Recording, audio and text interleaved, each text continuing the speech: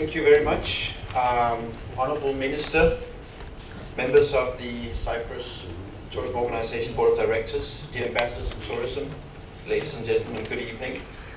Thank you for inviting me, and thank you for asking me to speak here at your Cyprus Tourism Organization Ambassador event this evening. I'm delighted to be here in Nicosia. It's actually my first visit to Cyprus, but unfortunately I have to travel back to Copenhagen first thing tomorrow morning, so I won't have much time to go sightseeing this time. However, I do hope to come back fairly soon to explore more of your beautiful country. I've been looking very much forward to this event because I believe it's a wonderful opportunity to share ideas, to exchange best practice, and also to develop new relationships. Since the early 1980s, we have focused strategically on promoting my hometown, Copenhagen, as a destination to host international meetings and conventions. And in the past 30 years, we have gained considerable experience in developing Copenhagen. Today, I hope I can give you a few inputs. Perhaps I can give you an idea or two from Copenhagen that you will find relevant and useful in your work to develop Cyprus as the destination for international meetings and conventions. An important part of the success that we've had in Copenhagen is due to a strong local support and a close teamwork among multiple stakeholder groups to grow international meetings and conventions in Copenhagen. In this presentation, I will focus on the importance of local support and how strong destination teamwork can create one of the most important conditions for global success as a meeting destination. However, before I talk about destination teamwork, allow me to highlight the importance of and the role that international meetings have for modern societies. In the last 30 to 40 years, the competition between countries and cities to attract tourists, meetings, and events has changed dramatically.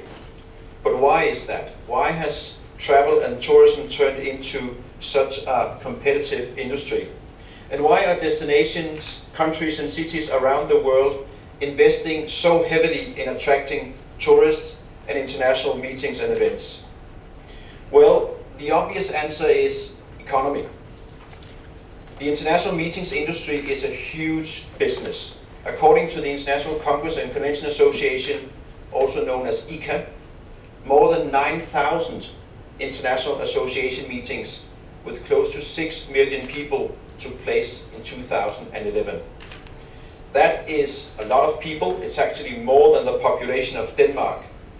And add to this the meetings organized by private companies and by governments, and you have a global industry worth billions of euros that has been growing enormously over the years, and it's still growing. So it's no surprise that the competition is tough, because who wouldn't be interested in getting a piece of that enormous market? In addition, meetings and conventions create millions of jobs all over the world, in the hospitality industry and in other related industries. In Copenhagen, international meetings and conventions also contribute significantly to our GDP and to our employment. Direct turnover from delegate spending and from organizer planning sums up to more than 1 billion euros annually, and more than 12,000 jobs are directly linked with this industry in Copenhagen. But there are other advantages and effects from meetings and conventions besides job creation and turnover.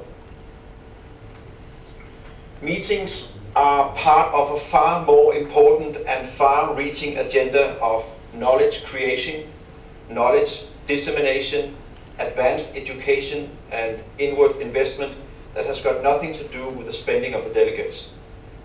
Meetings, they are an ideal platform for import and export of knowledge and know-how. Meetings, they import knowledge from outside the country, and they export local knowledge to the rest of the world increasing local scientific advancement, scientific networking, and scientific education. Today, knowledge is probably the most important resource that human possesses. So if you have access to knowledge, you are in a much better position to succeed as a city and as a country. Meetings are also an ideal platform to establish relationships that can lead to new research projects and to new business deals. When Cyprus hosts international scientific meetings, your local universities, your research centers and your companies are given the opportunity to create international partnerships and to promote themselves. They are also allowed to showcase their research and their products towards colleagues and potential business partners from all over the world.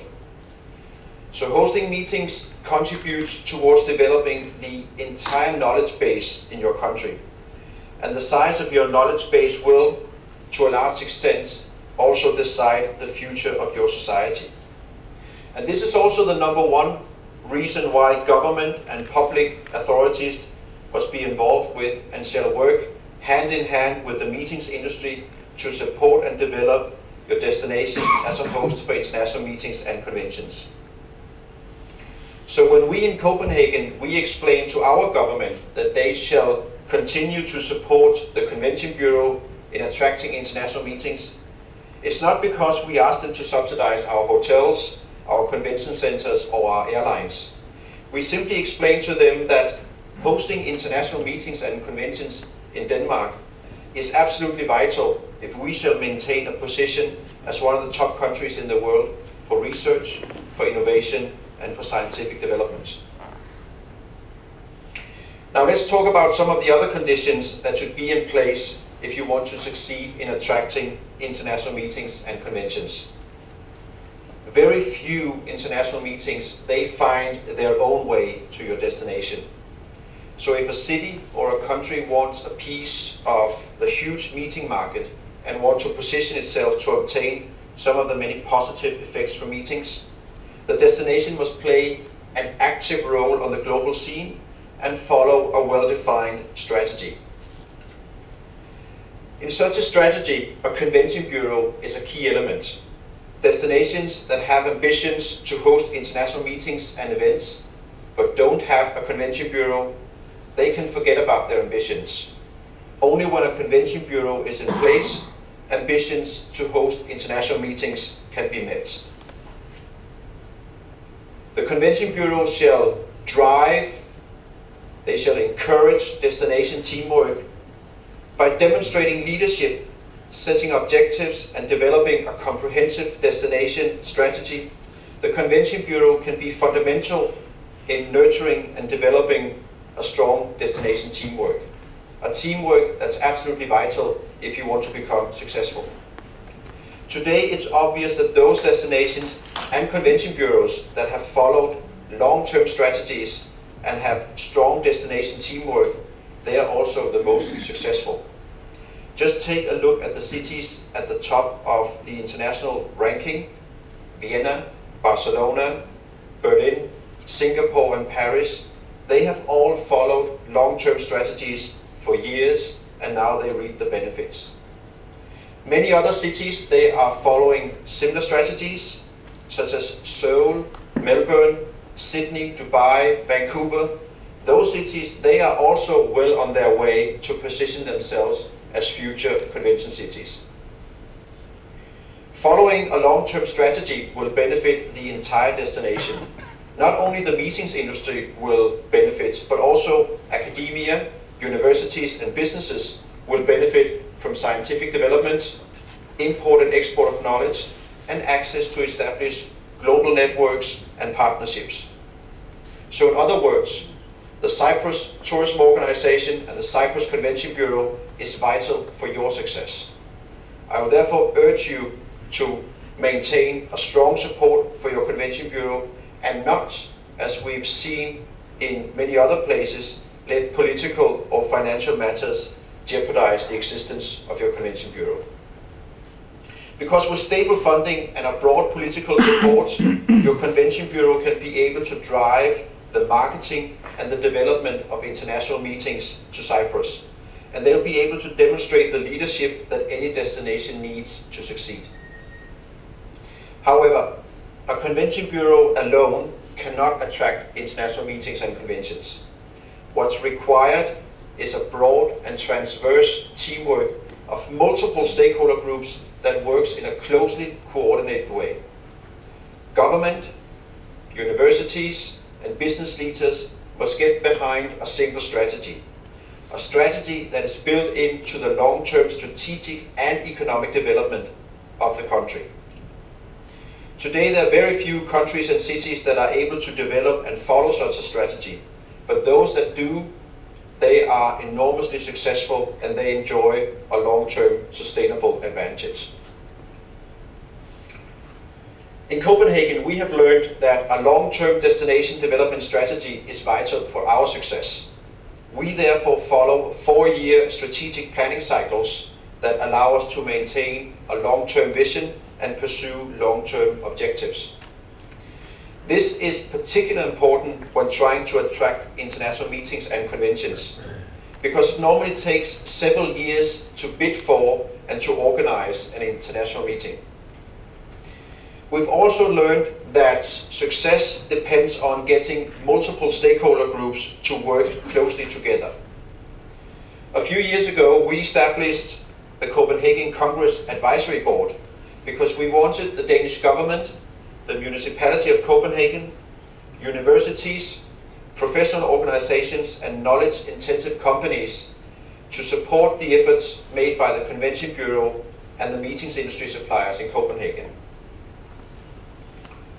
The Copenhagen Congress Advisory Board consists of CEOs, of thought leaders, scientists, and high-level government officials who support our effort and spread information about the importance of a strong and well-supported Convention Bureau in Copenhagen.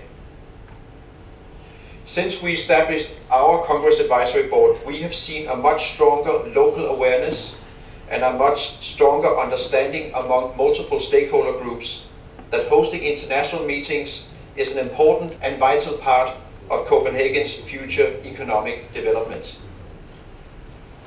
Another important condition for hosting international meetings and conventions is the involvement of local key stakeholders or ambassadors when bidding for events.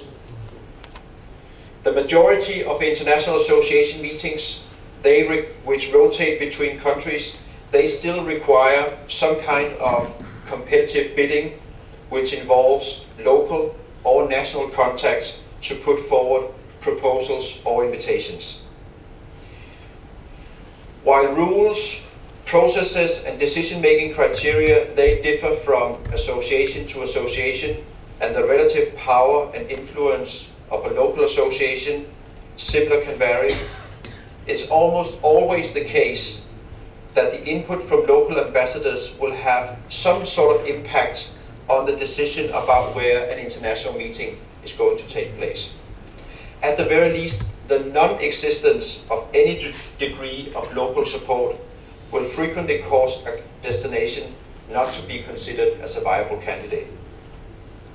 A number of city convention bureaus and national destination marketing organizations around the world, they have taken steps to proactively manage the local input into the bidding process by setting up an ambassador program. These programs have typically been set up within the last decade or so, and now they cover a broad range of different models suited to local financial, political, and economic conditions.